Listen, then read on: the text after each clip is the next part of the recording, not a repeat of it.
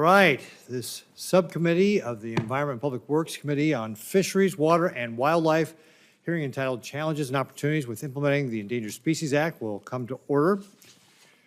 I appreciate the witnesses being here and the ranking member, Senator Schiff, as well. Before we get started, I want to recognize that Nebraska is currently experiencing wildfires that are largest that we've had since statehood. The fires have impacted more than 750,000 acres of land in my state, and that roughly equivalent, that's over 1%, approaching 2% of our total state land area. I want to extend my gratitude to and appreciation for the entire state to our brave first responders. We have firefighters from across Nebraska, we have federal firefighters, we have the National Guard, we have neighbors from Iowa who are helping out. I appreciate everybody who's helping out with trying to control this fire. And certainly want to pray that for all those who are impacted by these terrible wildfires, and we'll continue to ensure that these impacted communities know that we are there to support them and get them resources to be able to help them recover. As wildfires spread throughout the U.S., rebuilding communities is a big part of the aftermath. I am concerned that the Endangered Species Act, as well as other environmental laws, can hinder the recovery after a natural disaster. The Endangered Species Act, enacted in 1973, was written to conserve, protect, and ultimately recover endangered species. However, after more than 50 years, the actual recovery metrics for species raises concerns about whether the law is achieving its goal. Since the ESA was enacted, 57 of the more than 1,700 listed species have been delisted. That means roughly 3% of the species ever listed as endangered or threatened have recovered. And the U.S. Fish and Wildlife Service has reported that only 4% of the listed species are improving. A 3 or 4% success rate does not sound very good to me. The agency projected 300 species to recover by now, yet only 57 have met that benchmark. These numbers are concerning and raise concerns about whether the ESA is effectively delivering to recover species. The ultimate goal of the law is to recover species to the point that federal protections are no longer needed. Yet the available data suggests that the current framework is not consistently achieving that outcome. In many cases, the process has also created uncertainty that can delay or complicate infrastructure projects without creating significant recovery outcomes. In Nebraska, the list of species that we focus on include the pallid sturgeon, the whooping crane, the piping plover, the least tern, and the American burying beetle. Detecting, protecting, and recovering these species require state-led conservation efforts, and Nebraska is a great example of successfully implementing programs to do so. When I was governor of Nebraska, I led the Platte River Recovery Implementation Program. This program is considered a major success story for its collaborative basin-wide efforts between Nebraska, Colorado, and Wyoming, and the Department of the Interior to recover listed species in the river. It has successfully increased species populations, particularly the whooping crane, to historically high levels. However, this species still has not fully recovered. Overall, Nebraska's experience shows that conservation goals are most successful when implementation is collaborative, science-based, transparent, and predictable for all stakeholders involved.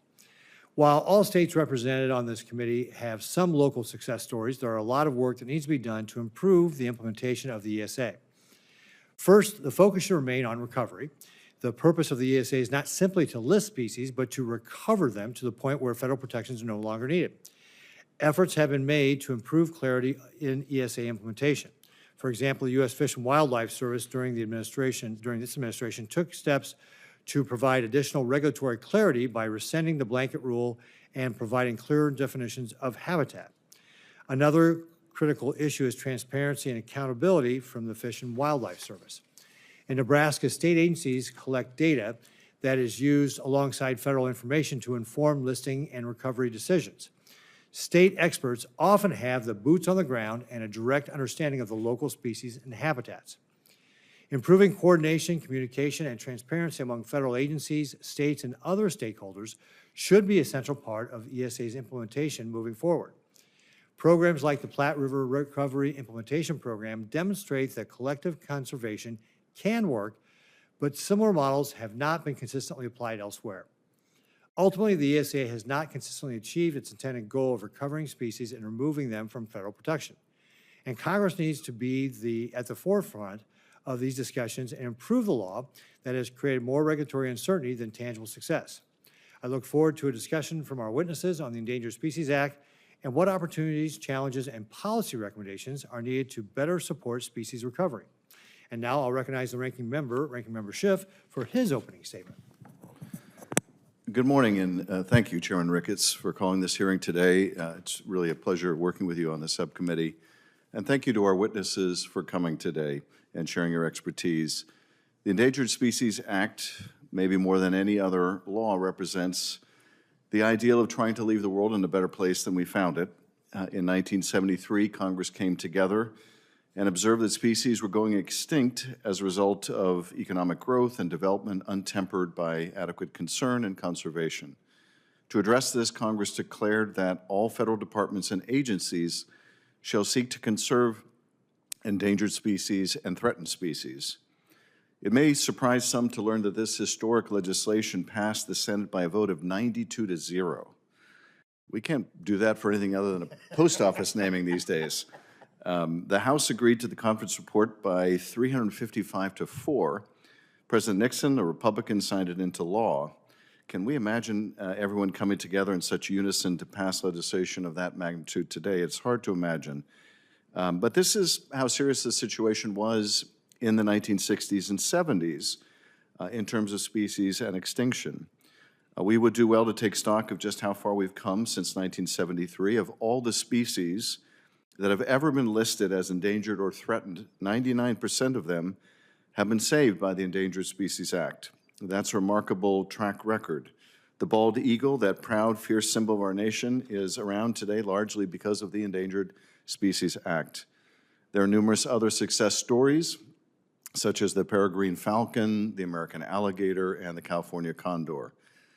Today, I'm gravely concerned that we are no longer providing our Fish and Wildlife Service with what it needs to effectively implement the law. Since January 2025, almost 25% of the agency has left federal service. The Center for Biological Diversity found that approximately 530 biologists have left the agency.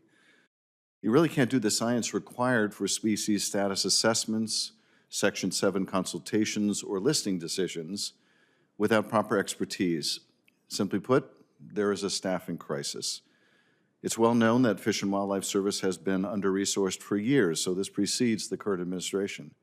An analysis by Defenders of Wildlife found the agency receives about 50% of the funding required to properly implement the Endangered Species Act. And a 2016 analysis by the Center for Biological Diversity found that Congress only provides about 3.5% of the funding that Fish and Wildlife, their service scientists estimate is needed to recover species. The recent loss of staffing makes a bad situation even worse. According to documents obtained through Freedom of Information Act requests, more than half of our nation's wildlife refuges currently lack the resources and staff needed to fulfill their missions. According to the agency, national wildlife refuges provide important habitat for more than 380 threatened or endangered species. With a total of 20 senators, I led a letter to the Secretary Burgum and Director Nesvik in December to raise the alarm and ask them to provide Congress with a plan to address the issue. Like with almost every letter I've sent, we're still waiting for a response from the Department of Interior. We're here today because we all want to see the Fish and Wildlife Service move faster. We want more species to become fully recovered. That is what makes delisting possible, and I think this is a bipartisan goal. I truly believe that Chairman Ricketts and my Republican colleagues want species to be successful and reach recovery, as I do. We may differ in how we get there, but we all want to get there. Nevertheless, I'm confident we can't get there if the service doesn't have the experts and the resources that it needs. I'm encouraged by some of the ideas our witnesses are bringing to the table today. Contrary to popular belief, I think there are many bipartisan avenues to explore for improving the implementation of the Endangered Species Act. We can all get behind proposals to modernize the service's work, automate processes with machine learning and AI, provide greater flexibility to private landowners who are being good stewards and doing the right things, and promote greater collaboration with the states to harness their expertise. I'm very interested in embracing some of the innovative approaches of states, including the state of California. The Golden State is moving beyond the dichotomy of choosing between infrastructure development and environmental protection and showing that you can do both with smart policy. California uses habitat conservation planning to cover whole regions with a strategy to protect species, and the state can use that plan to clear projects within the plan area instead of going through individual review. California also uses a tool called consistency determination, where the state can approve a project if it has already gone through federal approvals. We need to think more outside the box, but to do it, we need proper resources at the federal level. The scientists and experts at Fish and Wildlife are a truly dedicated bunch who are being asked to do a lot with very little. I hope for greater collaboration between the service and Congress, and this hearing is a great place to start. Once again, thank you to our witnesses, and thank you, Mr. Chairman, for bringing us together for this hearing. Great, thank you very much, Ranking Member Schiff, and I agree. I think there are common ground on things we do want to improve to make sure that we're actually recovering species, which is kind of the point. So thank you. All right, well, now we will return to our witnesses for their opening remarks. Our first witness is Tom Riley, Water Resources and Environmental Consultant, testifying this morning on behalf of Riley Consulting. Mr. Riley was the director of the Nebraska Department of Natural Resources while I was governor. It's good to see you again, Tom. Thank you for testifying on the subcommittee today. At the department, Mr. Riley oversaw statewide water allocation, permitting compliance, and stakeholder coordination across agricultural, municipal, environmental, and governmental sectors.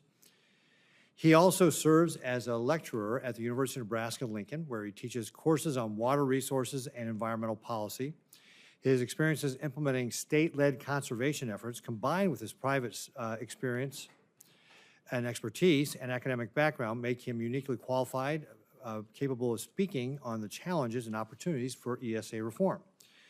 Mr. Riley, you are recognized for your 5 minutes, again, 5 minutes to all the witnesses, 5 minutes, opening statement. Chairman Ricketts and Ranking Member Schiff and members of the subcommittee, thank you for the opportunity to come here today and talk about the challenges and opportunities for the ESA. My perspective comes from several roles, as Senator noted. I'm a professional engineer and I specialize in water resources and environmental restoration.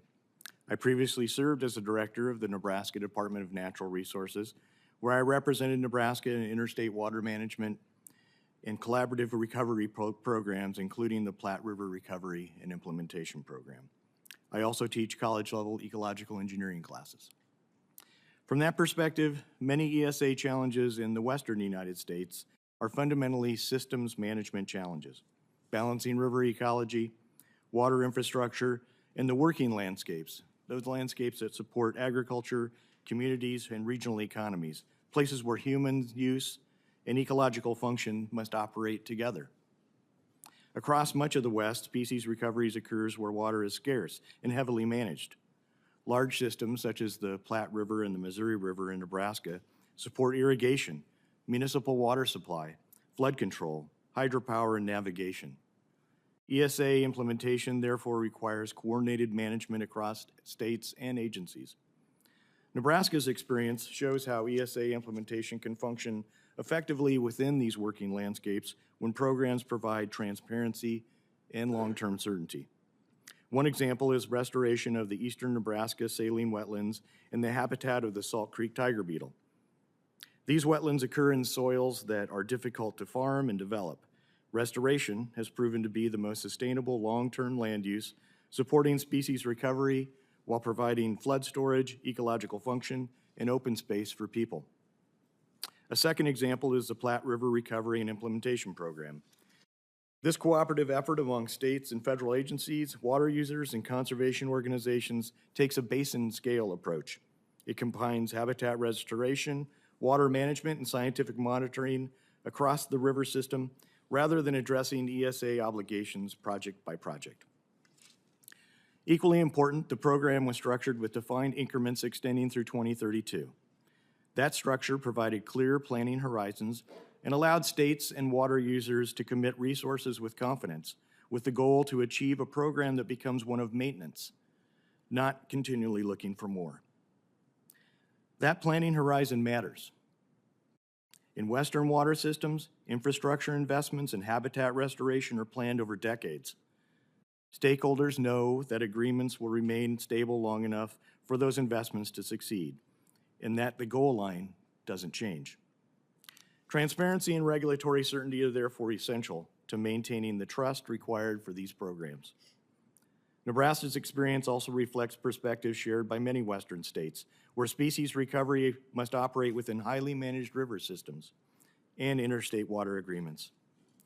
These experiences suggest several principles to strengthen ESA implementation. First, species recovery in the West must occur within the working landscapes that support agriculture, communities, and economies. Second, conservation should be grounded in local science, the hydrology, soils, and ecological processes. Third, ESA implementation should coordinate with existing state water management and interstate governance. Finally, transparency and clearly defined milestones are essential for long-term participation.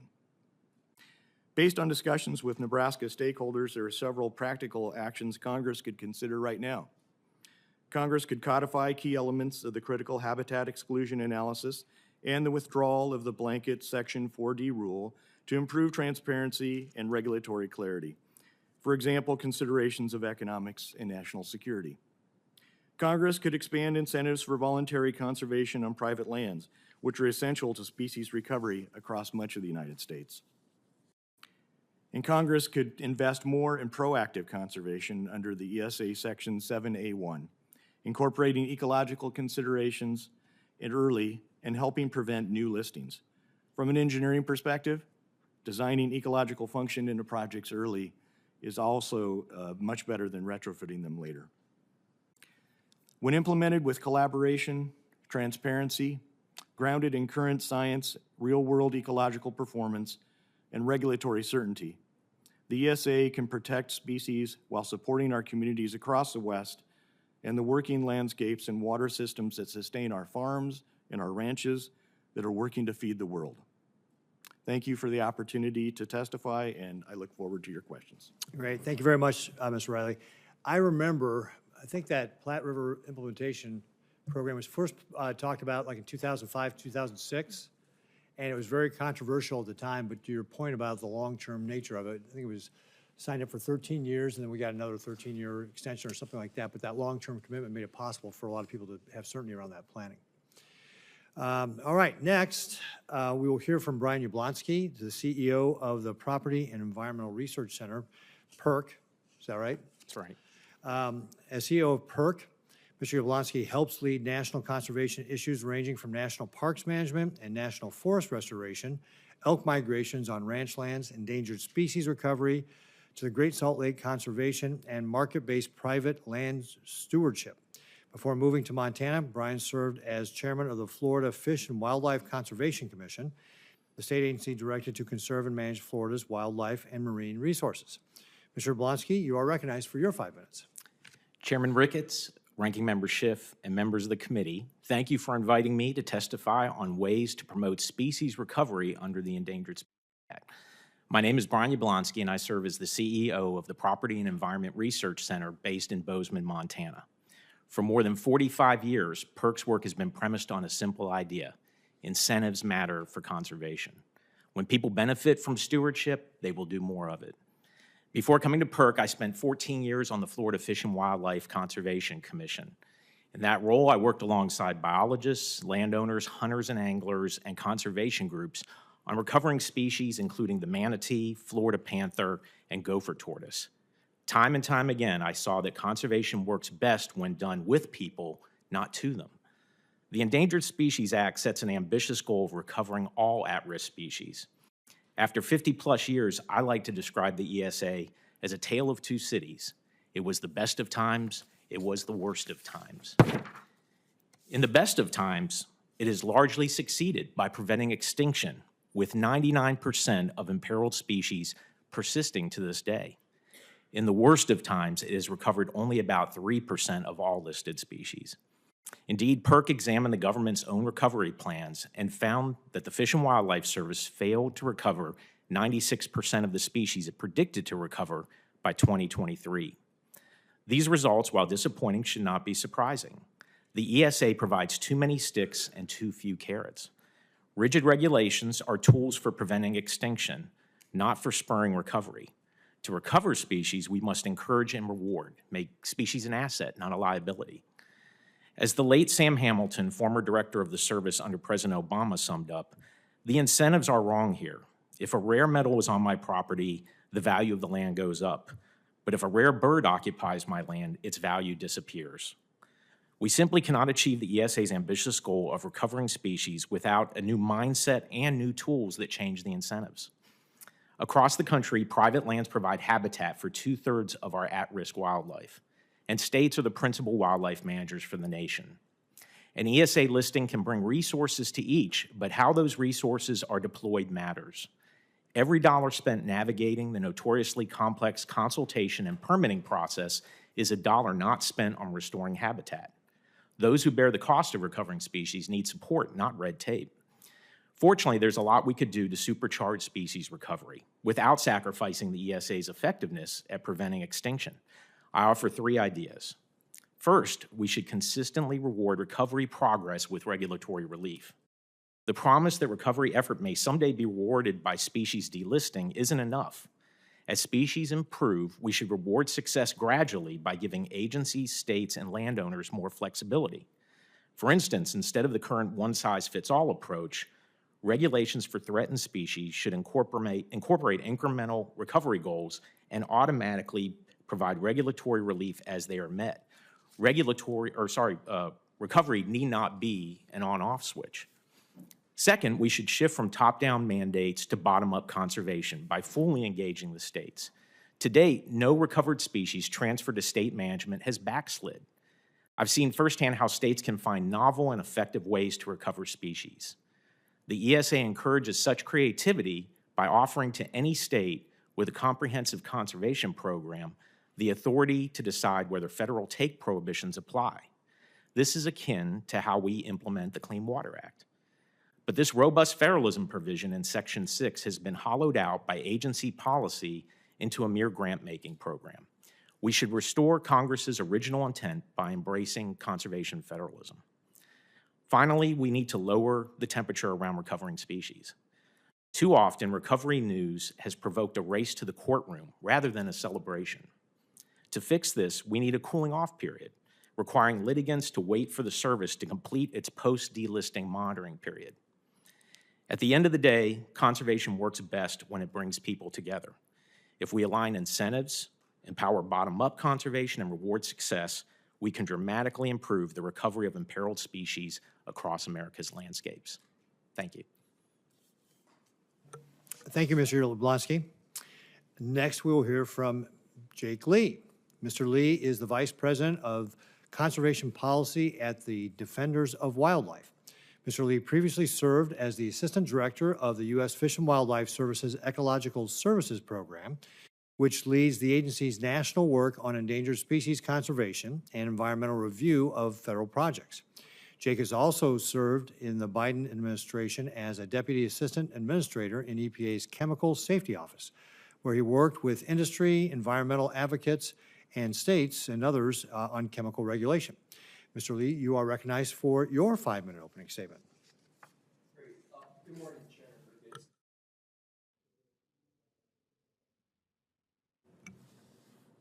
Start over. Good morning, Chairman Ricketts, Ranking Member Schiff, and members of the subcommittee. Thank you very much for inviting me to testify today. As you noted, I'm Jake Lee, the Vice President of Conservation Policy at Defenders of Wildlife.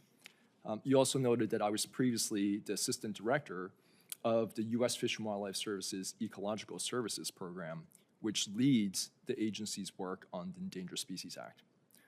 I see 2 ways that Congress can help the service and other federal agencies advance the purpose of this hearing, which is more recoveries, more transparency, and more accountability. First, Congress can encourage the agencies to identify new policies and new approaches that improve how they implement the ESA. Because the ESA is flexible enough to accommodate these types of improvements, I don't think legislation is actually needed here. Second, the service absolutely needs the capacity to do this work. None of the recovery and permitting outcomes that I think we all want to see happen without agency staff to do the hard day-to-day work. Unfortunately, the service's capacity is more diminished than ever. When I worked there, I heard example after example of how staff were trying to juggle 20 balls at once, only to have more balls thrown at them. And this was all before the agency lost a quarter of its staff within the last year. This is an incredible depletion of capacity, expertise, and relationships with states, with private landowners, with businesses, and with many others. This loss includes nearly 40% of the senior executive team, myself included, and hundreds of scientists and program managers with unique knowledge about how the ESA is implemented within the Fish and Wildlife Service. The agency has lost several centuries' worth of institutional knowledge overnight. Having lost so much capacity, the service will absolutely struggle to meet expectations for recovering species and its other mission work.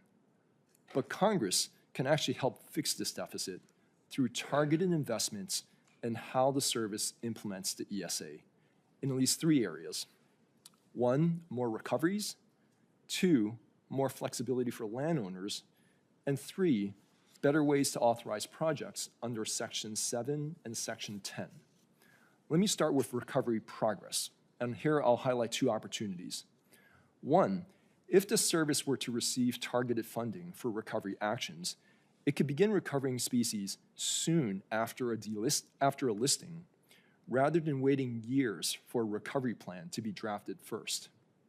We usually actually know how to begin saving a species soon after a listing, but the problem is that the funding isn't there to carry out these interventions.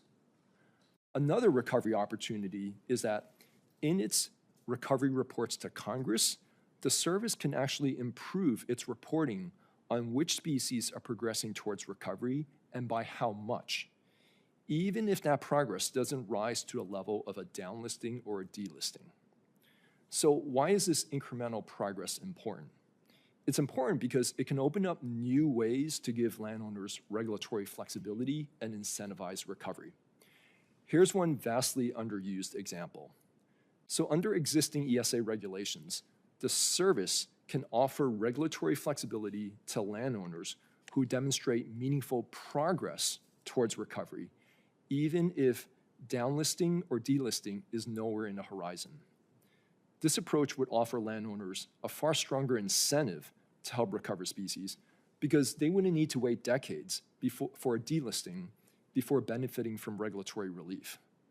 The service has actually applied this approach only a handful of times, notably with the Department of Defense. I know of 2 examples, one of which I was personally involved in which a military installation gets fewer ESA requirements on its training activities if it can demonstrate recovery progress for species on the installation. So rather than treating ESA regulatory flexibility as a binary on-off switch at delisting, we can think of it more as a dimmer switch that adjusts as the species shows recovery progress. My final topic is Section 7 consultations. My written testimony describes 5 opportunities here. For now, I'll just quickly underscore that I think there's no better return on investment than continuing to fund the service's IPAC system, which is an online tool that streamlines Section 7 consultations. It's already saved the equivalent of over 37 full-time salaries annually. This is to say nothing of the time and cost savings for permittees. So if Congress invests in these and other improvements, I really think we'll see real progress towards recovery in the coming years. Thank you. Thank you, Mr. Lee. I think we're already hearing some common ground ideas on things, so that's a great start. And again, thank you to all of our witnesses for joining us here this morning. Now, we will start off with a round of 5-minute questions, and I will lead off here, and then we'll turn to the ranking member. Let's start with one of the challenges with the U.S. Fish and Wildlife Service is that decisions are often made without historical scientific data. In many cases, we simply don't have data that dates back 100 or 80 years. And for example, in Nebraska, the habitat of the American burying beetle has been difficult to find with certainty. The Endangered Species Act requires decisions that to be based on the best available science and data, But those decisions should not rely on speculation when clear evidence does not exist. This lack of evidence consistently defaults to regulation. In addition, agencies' interpretation of environmental baseline has created challenges. In places like the Platte River, we already have decades of real-world data showing how species respond to current conditions. Policymakers should rely on that existing science rather than assuming the river must be restored to an uncertain historical state. Mr. Riley and Mr. Yablonsky, how can we encourage the U.S. Fish and Wildlife to utilize the best current available science? Mr. Riley, we'll start with you. Thank you, Senator. And well, you're spot on that we need to use local available science and recognize that that often is the best information that we are going to have. I've experienced a couple of times where that's not the case, though, that the service in some instances will recognize their own data or maybe use something from a site far away. Because a lot of times the data is prepared by an applicant or the stakeholders themselves. And I think we need to then build on this transparency and trust and collaborate to make sure that that data is available and used in the decision-making process and not necessarily dismissed.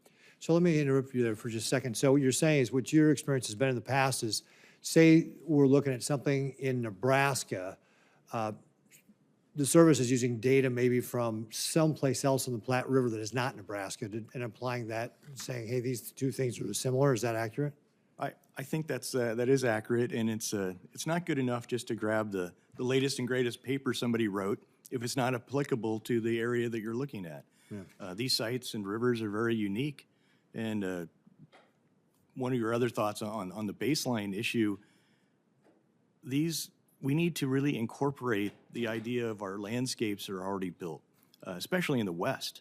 They're highly managed, and those areas that include dams and other entities like that need to be considered. We just can't consider those as not being there in a baseline analysis. Yeah. Mr. Oblonsky.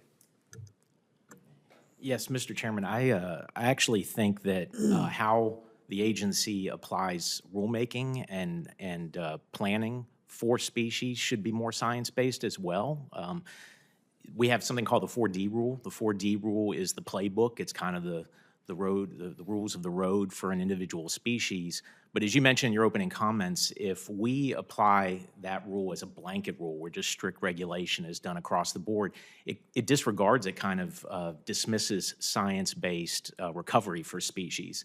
The beauty of a more creative use of the 4D rule is to have tailored science-based rules for each specific species as opposed to applying sort of a blanket strict regulation across the board. And I think that's a way to encourage the agency to do more on the 4D side, especially for threatened species, is going to lead to more science-based decisions in the future.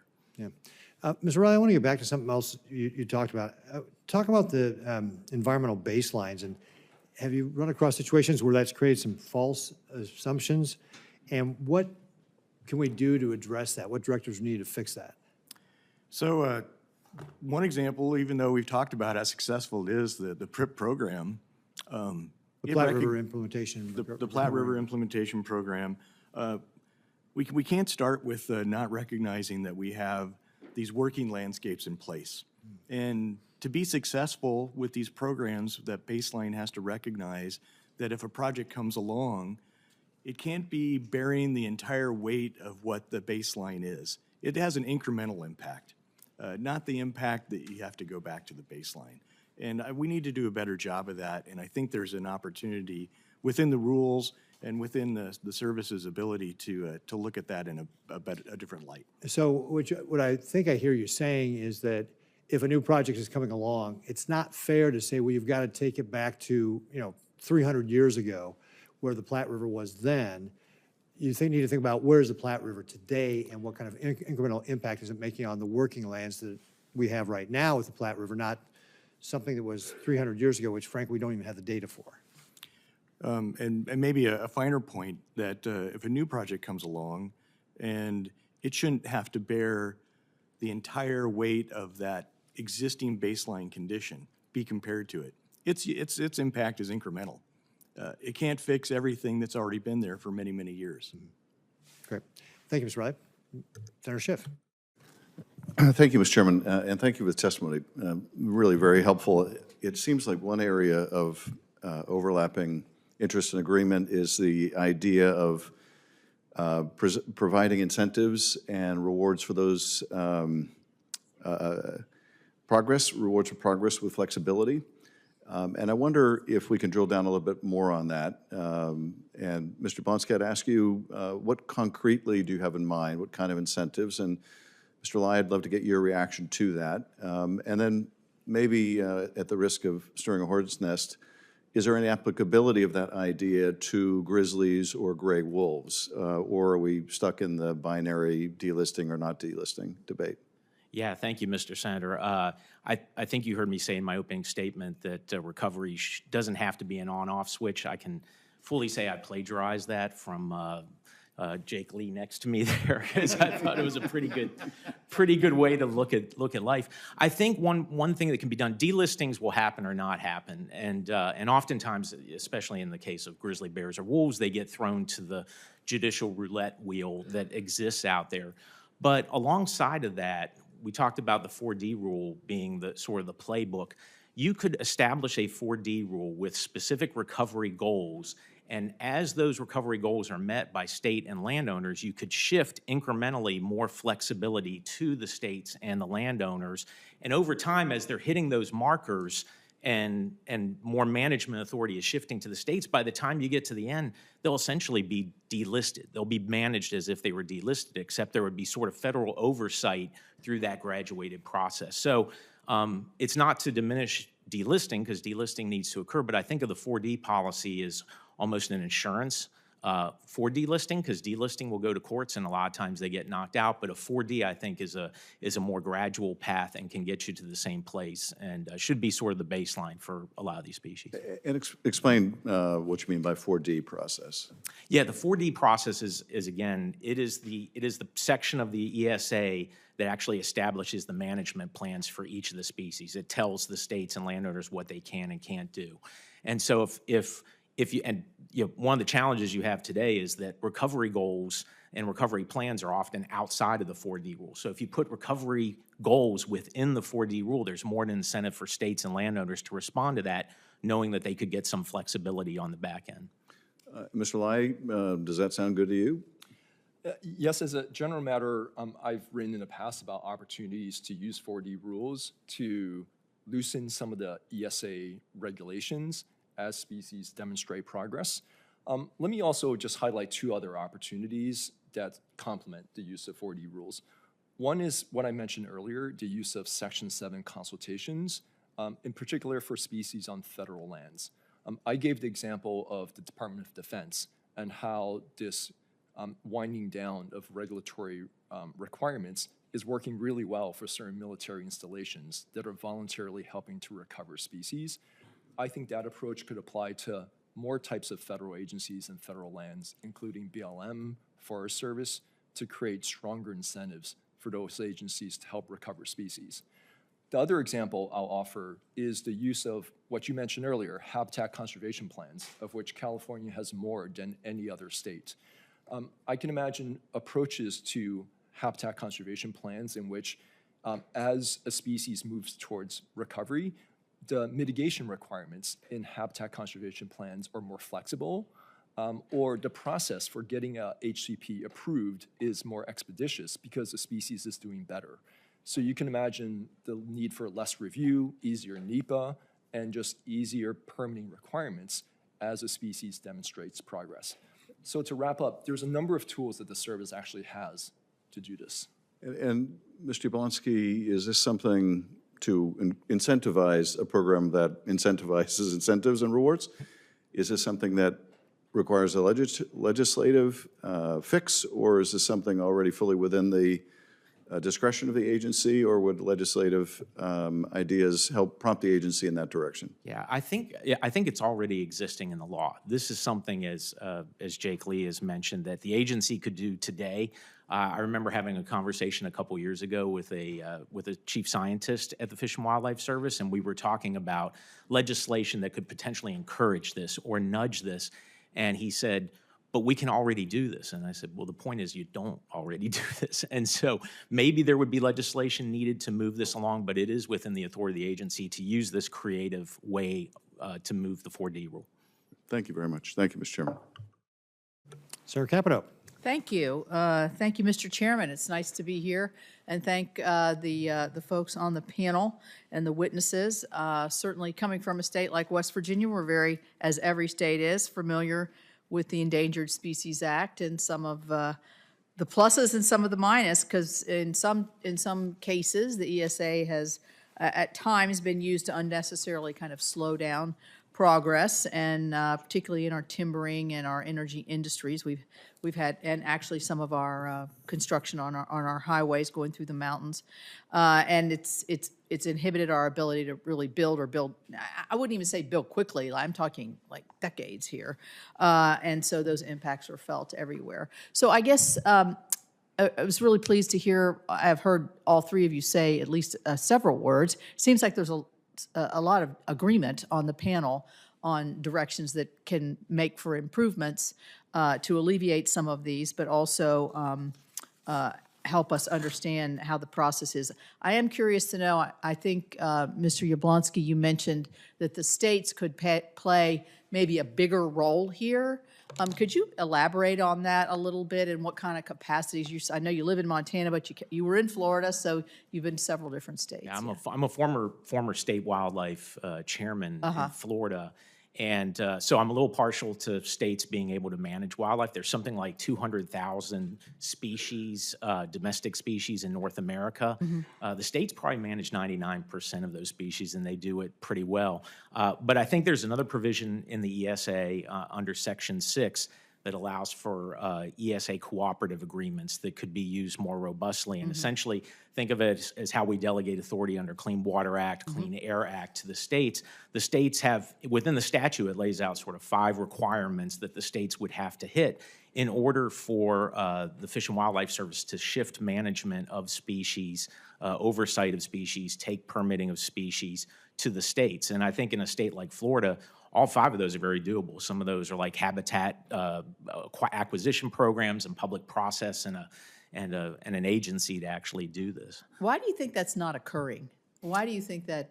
Is there lack of trust that the states don't have the capacity, or they're not going to oversee properly, or why is it still so federalized? Yeah, I would say it's part of it's a mindset at the agency itself. It's hard to just kind of shift something directly back to the states. The other is litigation. We actually tried this in Florida in 2012, and the service at that time actually, under President Obama, actually agreed to do it. But the state of Florida was sued. The agency was sued right away, and Florida ended up backing off of it because of the litigation. I see. One thing I've always been curious about, the northern ear bat, I think it's, anyway, it has a white nose syndrome. It has an illness that's making it, the species, die out, yet it is on a list, so you have to watch it. How do you see that as conflicting when you have a species that has an inherent disease that's killing it, and it has nothing to do with the development around it, or the environment, or the habitat, or any kind of activity? How do we balance that? Because this has been an issue for us. And I don't know, Mr. Lee, you're shaking your head. Is it Lee or Lai? Lee. Lee. Yes. What would you say about that? Thank you for that question, Senator Capito. Actually, this is very close to me, because one of the last things I did at the U.S. Fish and Wildlife Service was to sign a policy that gives flexibility in that very situation. The example there is that we know the northern long-eared bat. And Long-eared, yeah, what I call it, the northern-eared, yes, thank you. Yeah, no words. And many other bat species are listed because of white nose syndrome. If it weren't for white nose syndrome, they wouldn't be on the ESA list at all. So the policy we signed was actually to allow, in this case, wind energy companies to fund mitigation measures for white nose syndrome as a way to meet the ESA requirements for mortality from wind turbines. So that's an example of flexibility, because you're actually funding the most important needs of the species, i.e. white nose syndrome, even though your take is actually from something completely different, right? Which is wind turbine Right. operations. So that gives a lot more flexibility to energy companies. Well, I mean, I think there has to be some flexibility here, because in the end, even if the bat is still suffering from a terminal disease, it's going to naturally, the habitat, the numbers are going to go down, whether it's getting hit by a windmill or not. And so I don't know, I've always kind of wondered about that, like, how do you solve that problem? I'm sure if we went back 200,000 years ago, there's species that are no longer here because of the evolutionary nature of life, I guess. So the other question I'm going to ask, well, I'm out of time, so I'll let. Well, I was going to ask because I'm from more of the East Coast. Senator Whitehouse is more East Coast. You guys are Western, California, Midwest. What do you see in terms of differences as we go? Just really generally, is there a big difference in terms of looking at species compared to the East, Midwest, or West? It's because I've always thought it's more of an issue out West. Maybe it's because there's more federal lands. I don't know. Does anybody have an answer to that? I think it's interesting. One of the commonalities are large charismatic species. Whether I was in Florida dealing with Florida panther or manatee, woke up the next day, I was dealing with grizzly bears and wolves out in Montana. They tend to get all the attention and suck the oxygen out of the room, but it also drains a lot of the resources of the agencies, for the agency, where some of these species should be coming off list, and we should be putting resources towards other species that really need it. Okay. Thank you. Thank you, Mr. Chair. Senator Whitehouse. Thanks very much. I have in mind a image of a sort of a graph that shows the biomass of mammals on planet Earth, and the whole graph is filled with images of cattle and of goats and of sheep and of horses, and then all human-managed livestock. And then down in the corner is this tiny little remaining quadrant for all other living species. We're really running wildlife off of the planet. And that, I think, creates a real value to avoiding unnecessary extinction of species that exist. And Mr. Lee, how successful has the ESA been at protecting species when they're listed? Yeah, I think it's been incredibly successful. I think there are hundreds of species that would be extinct by now without the ESA having been in place over the last 50 plus years. You think about islands like Hawaii that are at the epicenter of extinction, and without the funding and the protections of the ESA, I think we would have lost many, many species in states like Hawaii. And there's a tendency, and it's a particularly acute tendency in this building, to only see value in money and to look at any question in terms of how it can be monetized. It's hard to monetize the extinction of a species. How should we take into account just the moral and environmental value of not crushing that remaining tiny corner of wildlife that exists on our planet through extinctions,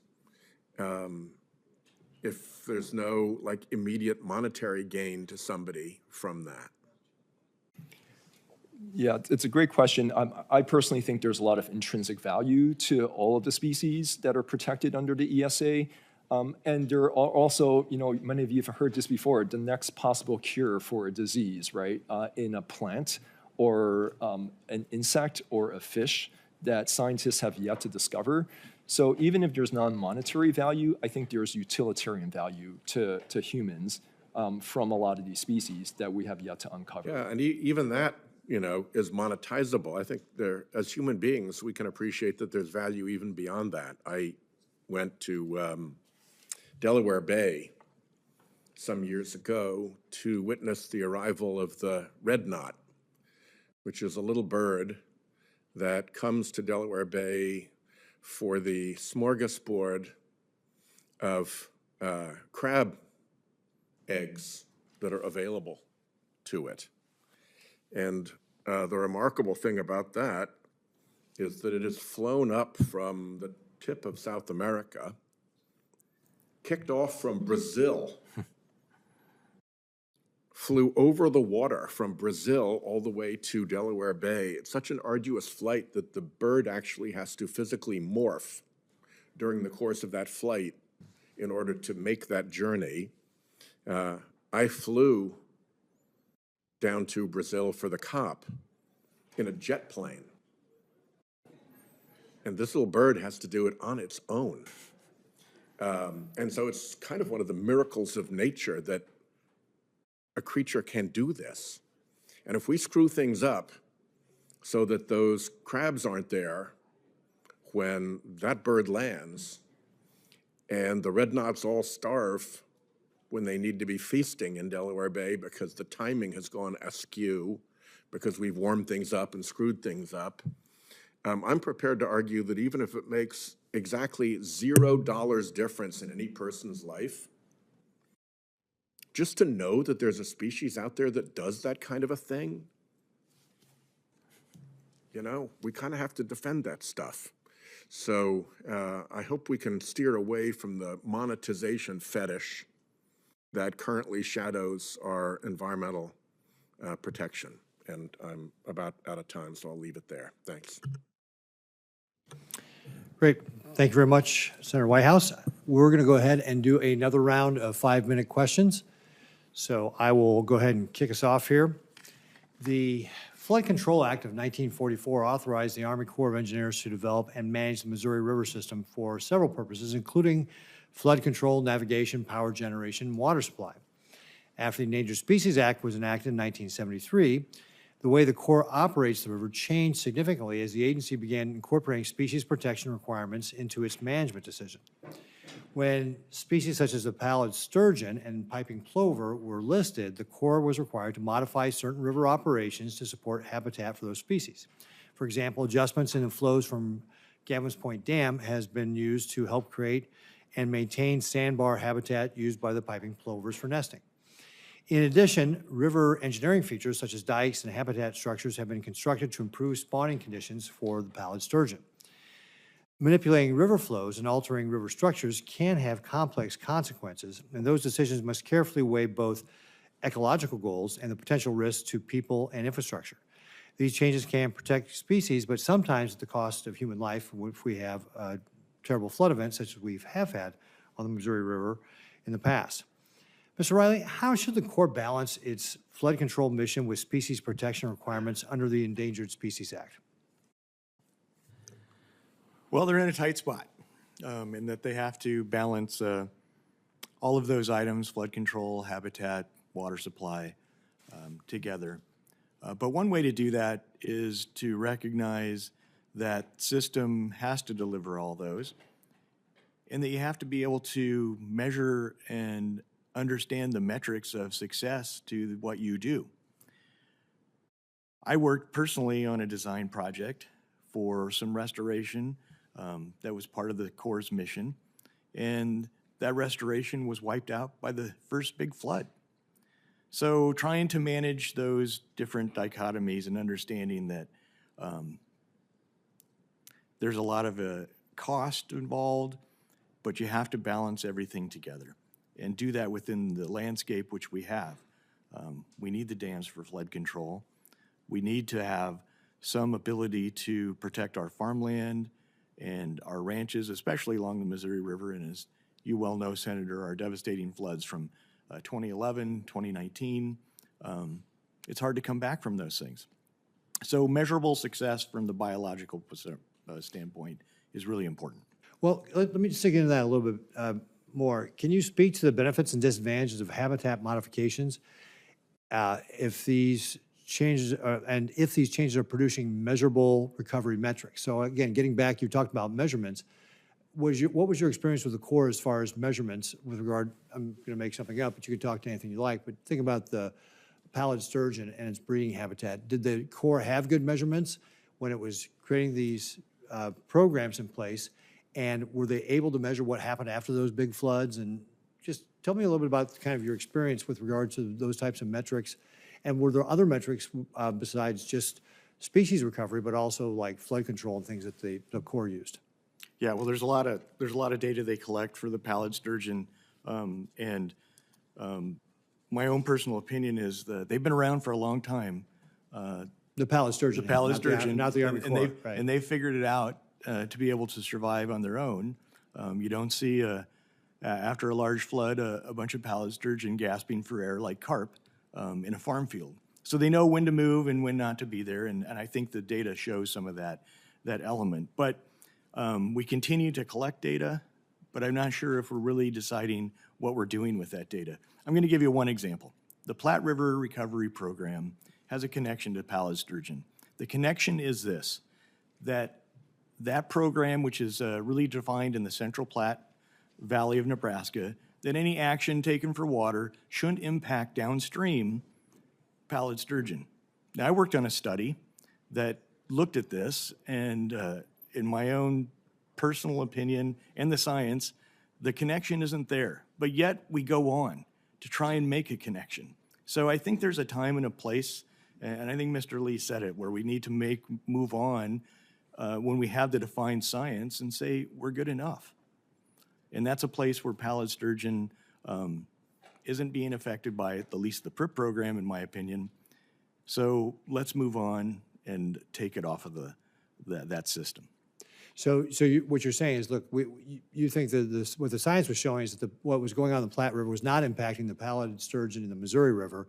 So stop looking there for the impacts and focus on the things that are going on in the Missouri River about how it can impact the pallid sturgeon. Is that a fair summary? That is a great summary. Great. Thank you very much. Senator Schiff. Mr. Yablonsky, in the north and east of my state, I'm hearing increasingly from constituents who are concerned about gray wolves, that they're seeing more and more gray wolves. They've got children outside at play. They're losing horses and cattle and pets to the wolf population. How do you approach that need of community to be safe and to be able to protect its investment with a desire to make sure that we protect the species? How should we approach this? How have you approached the issue? Yeah, thank you, Senator. You know, the gray wolf has actually been a real recovery success story. You know, I'm from the greater Yellowstone ecosystem area. That's where some of the initial wolves were transplanted from Alberta, Canada. And they've thrived there and they've dispersed. We started with something like 1,000 wolves in America, and we're up to 6,000 wolves right now. But as those wolves move along, and as you recognize, there are costs that come with that, and the cost oftentimes relates to conflict, especially with cattle ranchers and livestock ranchers. Credit to organizations. One of the models we've picked up on is something Defenders of Wildlife. When the wolves were reintroduced in Yellowstone, they stood up a private compensation fund to offset depredation of cows and sheep, and did a very good job monitoring that. We think that's as species start to move out, two things. One, we should try to offset the cost of those that imposes to landowners who are providing the habitat for species as they move. And then the other thing is, as species disperse, they may have, like in the Rocky Mountain West, we're delisted in Wyoming and Idaho and Montana with the gray wolf. But as those wolves start to move into other states, which is successful, they all of a sudden get endangered species protections. And it sort of flips the incentives a little bit. We should be encouraging that rather than creating a situation where all of a sudden there's strict regulation if wolves are moving into Washington or Oregon or Utah. And Mr. Lee, first of all, apologies for mispronouncing your name. No problem. What are your thoughts on the same subject? Yeah, so I think some overlapping sentiments. In particular, I want to underscore the importance in your state with the California wolf situation of adequately staffing the human-wolf coexistence work. My organization thinks that's really the most important thing to do. So examples include at the state department level conflict reduction specialists to work with landowners, in particular ranchers, on conflict reduction tools like flaggery. Another example would be the use of range riders in large allotments to help reduce depredation of wolves of livestock. So these are all things that we actually know how to do. It's not rocket science. And the unfortunate killing of the 4 wolves last year, we think was largely because there wasn't enough funding and there wasn't enough deployment of these intervention tools early on. In other words, we know what to do, we just need a bit more money to actually get the work done immediately. And Mr. Lee, you mentioned in your testimony that the Fish and Wildlife Service has an online tool that helps with endangered species consultations, allowing projects to get an answer in minutes regarding whether they need to go through a more formal consultation process. How can this tool be replicated? How can we make use of AI to expedite ESA reviews without sacrificing environmental safeguards? Yeah, great question. So this tool is called IPAC, and right now it handles about a quarter of all the Section 7 consultations that I mentioned, and there are about 10,000 Section 7 consultations every year. So it's an enormous workload for the U.S. Fish and Wildlife Service. And right now, IPAC actually streamlines a whole bunch of Section 7 processes. So for example, if I'm a project developer, I can go into IPAC, I can enter where I want my project to occur, I can enter some of the details of the project, and for a lot of the projects, IPAC in 15 minutes will tell me whether I'm done with Section 7 consultations or I actually need to talk to a service biologist. So every year, there are tens of thousands of projects that get resolved really quickly through IPAC like this. And so that's why I mentioned earlier, it's an enormous return on investment, because if we can continue building out IPAC with more information on more species and more types of projects, we can get a lot more project developers using IPAC and taking advantage of this expedited online process. And I can imagine in a few years using AI, for example, to go through all of the mitigation measures in IPAC, right? And to figure out, what is the most cost-effective and biologically effective set of measures that people can cut to the chase of. So all of that information, I think, is there. We need a bit more capacity to actually just do the work. Thank you. Thank you, Mr. Chairman. Senator Whitehouse. On the subject of resources for enforcement of the Endangered Species Act, what has happened during the Trump administration to those resources? I've heard stories of as many as 530 staff biologists either fleeing or being thrown out by what I call the doggy boys, or being fired and driven out of the agency. What's your report on what the staffing and funding and morale of the agency looks like right now? Yeah, it's a fairly dismal one. I'll put myself as Exhibit A of those hundreds of people. I believe I was illegally pushed out of the U.S. Fish and Wildlife Service at the start of this administration. And the program I used to run, Ecological Services, which oversees ESA, has lost nearly 25% of its staff. This is hundreds and hundreds of people. And you can't have staff losses like that overnight without huge morale hits to the very, very difficult work of implementing the ESA, right? Almost nothing. A lot of empty desks to walk by on your way to. A lot of empty desks. That the White House doesn't seem to want accomplished in the first place, doesn't seem to appreciate at all. Yep, exactly. And yet there is the expectation to expedite permitting too, right? So you can't have both at the same time. You can't have staff that are really sort of downbeaten and then expect them to do the most brilliant work when, again, 25% of their colleagues just disappeared overnight. So that's a real issue. Again, I think that can be addressed with more investments in how the service does its work.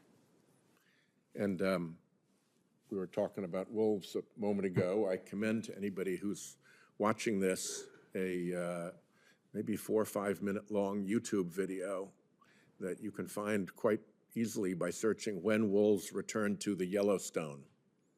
And it's quite a beautiful piece of film about what happens when a top species, predator species, returns to an environment where it had not been, and the cascade effect of that to the great benefit of the Yellowstone River environment. It's worth 4 or 5 minutes of your time to watch that. And of course, you see the same thing with sharks returning to reefs and other apex predators being allowed to rebound.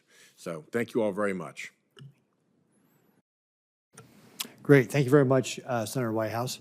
I take it since you didn't use up all your time, you need to take off. Is that accurate? Okay. Well, great. Thank you very much for being here. Appreciate it. Well, apparently I think Senator Lummis is coming, so I am going to stall for just a little bit longer and give her a couple more minutes to show up really quickly. I'm going to ask one last question, and then if Senator Lummis gets here, we'll take her questions, and then we'll conclude the hearing, unless there's another senator who shows up and wants to ask questions. We have seen situations where local stakeholders develop practical solutions to protect species, but regulatory uncertainty makes it difficult to move forward. In Nebraska, Lake McConaughey is one of the state's most popular recreational attractions. This lake serves as a habitat for the piping plover, which nests along its shoreline, and the species is protected under the ESA. Because water levels fluctuate with inflows, rising water can sometimes flood nests during breeding season. Local dam operators work to protect the nests by marking them and carefully moving protective boards as reservoir levels rose, allowing the birds to continue nesting while preventing the nests from being submerged. However, there were initial concerns that these actions could violate federal rules because approval had not been formally granted. Even though the approach was ultimately allowed, the uncertainty created confusion and concern for those trying to do the right thing. This example highlights the importance of clearer guidance, better communication, and greater flexibility so that practical, on-the-ground conservation solutions can move forward without unnecessary delays or threats of enforcement. Mr. Yablonsky, have you seen other examples like this in the service? And how can we better ensure collaboration among our state and federal stakeholders? Yes, thank you, Chairman. Yeah, specifically with grizzly bears, where I come from, there's been some uncertainty with how policy is applied. As we know, grizzly bear populations in the greater Yellowstone ecosystem have rebounded dramatically and do warrant delisting. We were at the time of the ESA something like 100 bears, and now we're over 1,000 bears there. So the science is pretty settled. The agency recognizes the science is settled. And at the same time, there's another species of grizzly bear up in the northwest part of the state, the Northern Continental Divide ecosystem. And what has been happening is those bears have been recovering very successfully as well, over 1,000 bears there. So both of those populations have actually met their recovery goals and should be delisted. But what has now happened, and it was just a matter of about a year ago that this happened, is that those two populations have been creeping closer together and started to intermingle between the two. The service made a decision not to delist either of those grizzly bear populations because what they said is those distinct population segments were no longer distinct because they've been merging. So in other words, we were being penalized for too much success because the bears were growing too much, dispersing too much, and then becoming its own distinct population segment. So I think that uncertainty sends the wrong message to landowners and states that, well, wait a second, we were told if this distinct population segment reached this recovery goal, we could have a delisting, and now you just changed the rules of the road. Mm-hmm. Mr. Riley, did you have any thoughts on this? Again, just you thinking about the piping plover example? Yeah, Brian makes a great point that the goal line can't change. I mean, this is the frustrating component when we work on these success programs, and I'll use the Platte River Implementation Recovery Program as an example. We're coming up on another increment. We've done a lot of great work. There's been a lot of recovery. The lease turn's been delisted. The plover, we're doing great work to protect it. Whooping cranes are more than we've ever had. Yep. Again, in my opinion, the pallid sturgeon shouldn't be a player in that program. But I think as we come up and start to negotiate this next round, if there is one, it feels like there's a lot of pressure to add more water, more land, more species. And when you have a collaborative effort, it's really difficult for those that are participate, the water users, the stakeholders, to know what they're getting into if the goal line is going to change. So I think that's something where we need to stick by those. Once you've reached a certain limit, a certain recovery, recognize that that's it. We've done our work and that we should be in a maintenance level for those programs. Mr. Lee, I know Senator Lummis is here, but I'm going to continue on for just a moment. Getting back to the example I used of that piping plover and putting up the boards to protect their nesting sites without having the okay from the Fish and Wildlife. You were there. What can we do to, again, here we got the power company trying to do the right thing to protect the nests, within the spirit of it, but not having the official sign off. Is there anything we can do to make sure that collaboration is such that they don't have to worry about an enforcement action afterwards to do the right thing to be able to protect that? Yeah, it's a great question. I'll say, I can imagine the service adopting more policies and guidance that streamline approval of these positive conservation actions. I know the service has been trying to do this for over a decade now in various regional offices, and it can only move so fast, right? So as more and more of these examples come up, I think the service is aware of them and can think about nationwide guidance, for example, in situations like this, to say, if someone's trying to do something good for a species and it's a positive benefit for the recovery, let's figure out a way to streamline the approval or almost make it automated. Yeah, great, thank you. Senator Lummis. Thank you, Chairman Ricketts, for assembling the subcommittee today. And thank you, witnesses, for being here to talk about the Endangered Species Act. Being from Wyoming, I know how helpless people can feel when Washington makes decisions to list a species as endangered or threatened, and then that species never comes off the list. In my office, we call those zombie listings because even if recovery goals are met, they remain on the list. A perfect example is the grizzly bear. The original goals when grizzly bears were listed back in 1975 was a target of 500 bears. And today we have over 1,100 grizzly bears. And the frustration of Wyoming ranchers and individuals is heightened. Every year, people are killed by grizzly bears in my state, every year, because they don't fear humans. So my office gets videos of grizzlies chasing ranchers while they're working their cattle. I have a bill. It's S315, the Grizzly Bear State Management Act, to ensure that state expertise drives species management moving forward.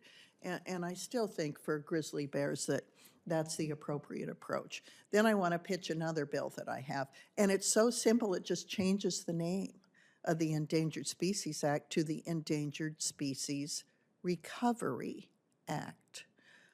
Because our focus should be on recovery, not on listing, on recovery.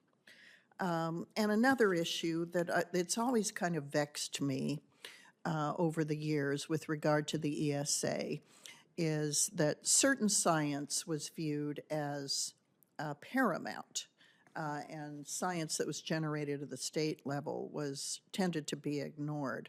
So that's where I want to take my first questions.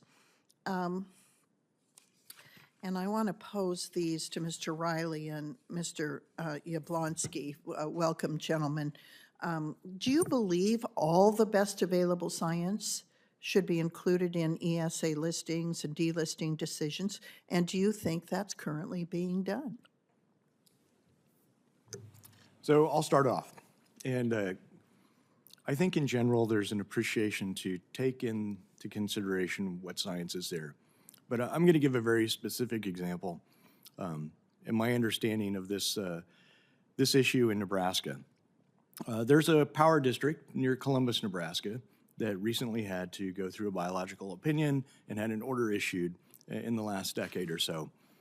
And there was science that the applicant had put together that clearly showed there was a concern about river temperatures in the Platte River. Clearly showed that there was no statistically different temperature downstream, so that there wouldn't be a challenge to that. Now, the service, in the end, disregarded that data, that local science that was conducted, and decided that there should be a temperature differential. And what this did was give the Fish and Wildlife Service, and this is my opinion as a former director of the state water management program, gave them their own water right to decide who and what got water. Now, that was a mistake.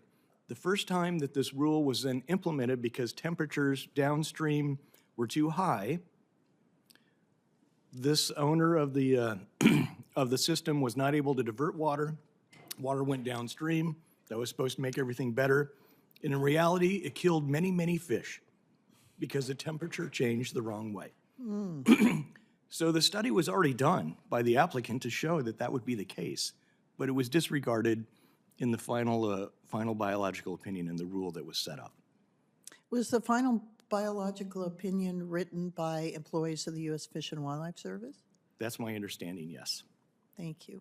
Mr. Yablonsky, any thoughts on this? Yeah, and to the credit of the agency, sometimes they get the science completely right. I think in the case of the grizzly bear, the science is spot on. And prior to delistings of the grizzly bear, of the Yellowstone grizzly in particular, those have really been sort of bipartisan science-based delisting. You've had both administrations from both sides of the aisle moving that forward. But what happens is there's a distinction between biological recovery and political recovery. And biological recovery is when the science says it should come off the list, which is in the case of the grizzly bear today. Political recovery is when special interest groups deem it acceptable to come off the list. And we haven't gotten there yet. And oftentimes the agency will move forward with the states with a science-based decision, but then you have a judge replacing his or her own opinions with the actual science that the agencies concur on. Yeah, great point. I wonder if it would be advisable to, once the science is set on a recovery goal, that as soon as that recovery goal is hit and then maintained for a period of a few years, that a species would automatically either drop from endangered to threatened or drop off the list entirely just as a ministerial function. Mr. Lee, what do you think of that idea? So I think the rulemaking process that's currently in place is still necessary, in particular to give states and the public an opportunity to comment. Because a lot of times the service gets the analysis right, and sometimes, it needs additional data from states and from others, right? So the rulemaking process is actually what allows members of the public to provide additional information that the service may not have. So I think it's really important to retain that rulemaking process. Well, Mr. Chairman, would you indulge me? Absolutely. Thank you. So what are the highest priority changes that could be made to improve the credibility of the act? And I pose that to anyone who wishes to take it on. Yes, sir. Thank you, Senator. I go back to something that actually Jake and Perk and defenders probably agree on, which is, and you had mentioned this in your comments, can we structure sort of metrics where as the states and landowners meet those metrics, flexibility in management slides more and more in their direction so that eventually, as all the metrics are met, because recovery is the goal of the act. Like it's not funding, it's not staffing, it's not ideology, it's recovery. Like that's what we should always look at. And administrations come and administrations go, and budgets go up and budgets go down. But that recovery number has been stuck at 3% for an awful long time. Yeah. So we have to change the incentives here. We have to do something different. We can't be doing the same thing we've been doing for 53 years. And I think taking the 4D rule that would manage species and having clear goals for states to meet, and as those states meet those goals, more management shifts to them. And at the end of the day, to your point, it would essentially be delisted because you would get there. You would hit all the check marks and be there over a period of time. Thank you. Mr. Riley, any comment on this? So, Senator Loomis, I appreciate your comment on maybe changing the Act's name. One of the successes for the Platte River Recovery and Implementation Program is that it's that. It's not a restoration program. We're not trying to restore. We are trying to recover, and we've seen great great work in that direction through the collaboration and interest of stakeholders and the federal government and other folks involved, including NGOs. So I think focusing on that is really important. And when you get to that level and achieve it, your comments on checkmark, let's make it a maintenance program. This is exactly where PRIP is very close, the Platte River Recovery and Implementation Program, to being a maintenance program. And for your state, who participates in it, Yeah. I think some of your stakeholders would agree that we're very close and we need to know that the goal line's not going to change on the program, that once we achieve that, we're there and we can maintain it and do the work that it takes to maintain the program, but not change it. Well, thank you, Mr. Chairman, and I want to thank our witnesses for bringing your expertise to bear today. Thank you. On that last question, Mr. Lee, did you have any other comments about the credibility? I'll just say this very briefly. I think about the next 10, 20 years of the Endangered Species Act and what types of issues may come up in hearings like this. And I think about how to get ahead of some of the challenges. I expect that we're going to need to really invest in how to get infrastructure development and endangered species conservation right. If I think about all of the energy, the transmission lines, the highway projects, the housing development that's going to happen over the next 1 to 2 decades, there will be tension with recovering endangered species. Yeah. So I think if we can really invest now in figuring out how to get mitigation right, how to, for example, conservation banks, right, where we can have actually private companies invest in the recovery of endangered species as a way to offset unavoidable impacts from energy development. I think that's one of the low conflict ways that Congress can actually help the service, help the American public get infrastructure done faster and better. So there's a number of ideas around Endangered Species Act authorization and mitigation that I think really would help lower the temperature over the next decade. Great. Thank you very much, Mr. Lee. Thank you. All right, with that, no further questions. I would like to thank our witnesses and all my colleagues for participating in today's hearing. Senators who wish to submit written questions for the record have until 5 p.m. on Wednesday, April 1st to do so. The witnesses' responses to those questions are due back to the committee no later than 5 p.m. on Wednesday, April 15th, and will be submitted for the record. With that, this hearing is adjourned.